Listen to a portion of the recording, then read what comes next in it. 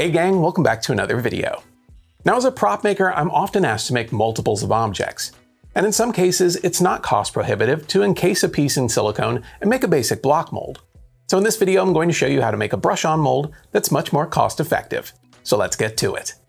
The first thing you'll need is an object to mold. This happens to be one of my favorite pieces from my collection of Haunted Mansion ephemera.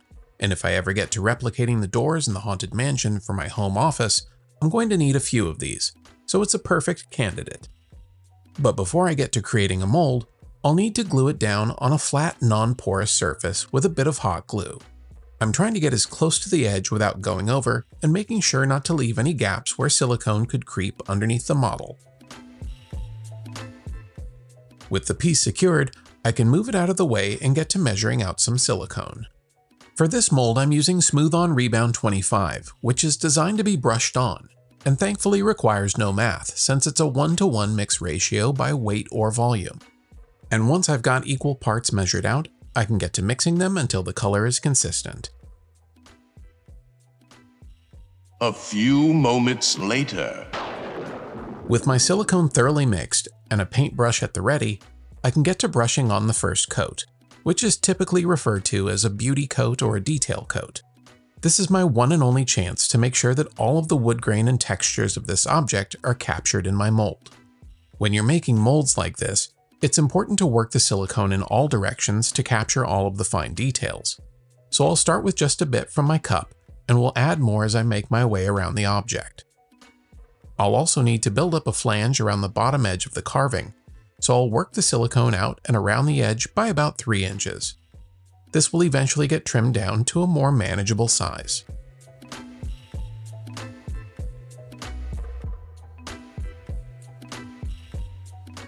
When I could tell the viscosity was changing, I stopped working the silicone and set down my brush. But before I did that, I made myself a little test spot on my board. Brush-on molds are made by adding multiple layers of silicone to an object. And because of that, I want to ensure a good bond between layers. So this test spot will let me know when the silicone has gone from sticky to slightly tacky, so that I can apply the next layer.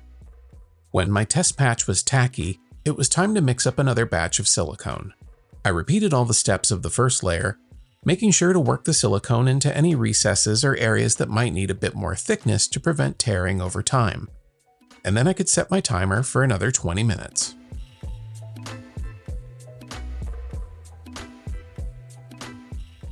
I checked my test patch at 15 minutes since the outside temperature had gone up a few more degrees, and it was time for my third and final layer of silicone. And when I felt that I had good coverage, I set my mold to cure overnight and decided to get a start early the next morning.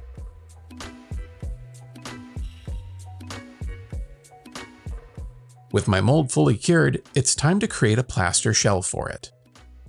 I'll be using this paint bucket as a makeshift mold, but it's slightly smaller than my silicone flange. So I center up the bucket, trace its edge with a marker, and then draw an offset inside that line to account for the thickness of the bucket's lip. I'll also draw in some keys to help with alignment, and then I can get to cutting away the excess silicone.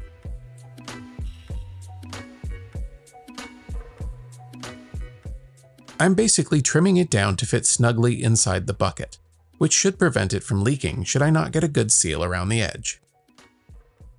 When I have a good fit, I'll outline the edge of the bucket, and off camera I'll remove an inch off the bottom so that I have a way to pour into my mold, and then I can hot glue it in place. I'll start by adding glue inside the line, making sure that there are no gaps in the application, and then I can press my bucket into the glue to get a good seal. I'll add another round of hot glue to the edge of the bucket just as an insurance policy to keep it from accidentally springing a leak. With that out of the way, I can get to mixing up the plaster for my shell. I filled a second bucket with water and will add twice as much of the dry plaster into the water, rather than adding the water to the powdered plaster. This will allow the plaster to absorb the water more easily and create less lumps in the mixture. Unfortunately, this won't completely get rid of them, so I gloved up and broke up any lumps of plaster I could feel, and worked the mixture until it was the consistency of pancake batter. When it felt like I had gotten most of them, it was time to pour it into my bucket mold.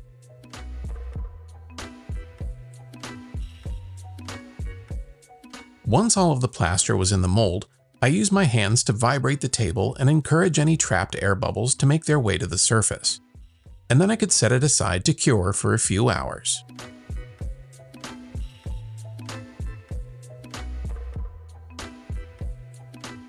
Six hours had passed and it was time to crack open the bucket and see how I did on my plaster shell.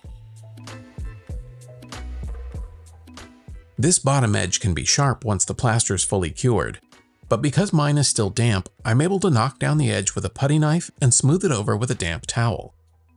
Then I'll do a bit of cleanup before detaching the glue and my mold from the board.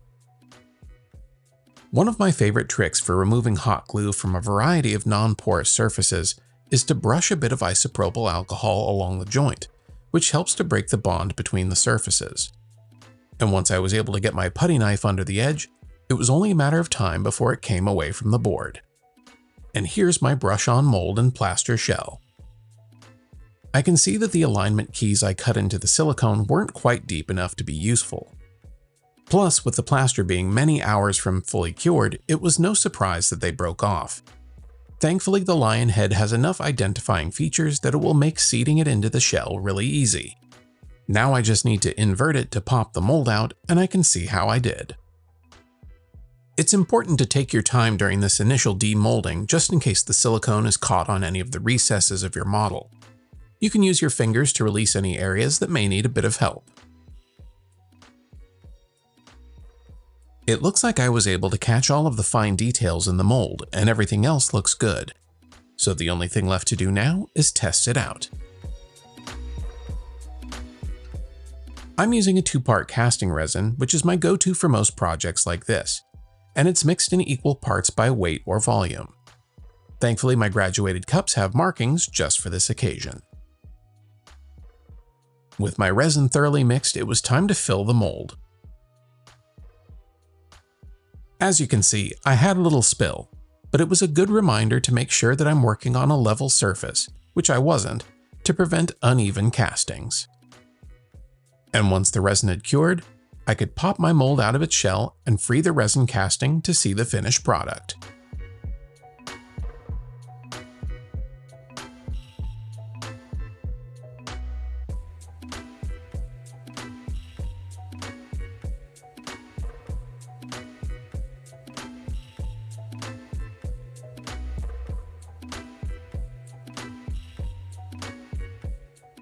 Now, while this method of mold making has a few more steps than your basic block mold, it uses far less silicone, and removing your castings is a lot easier due to the flexibility of the mold, which is a big plus, particularly if your object has any tricky contours.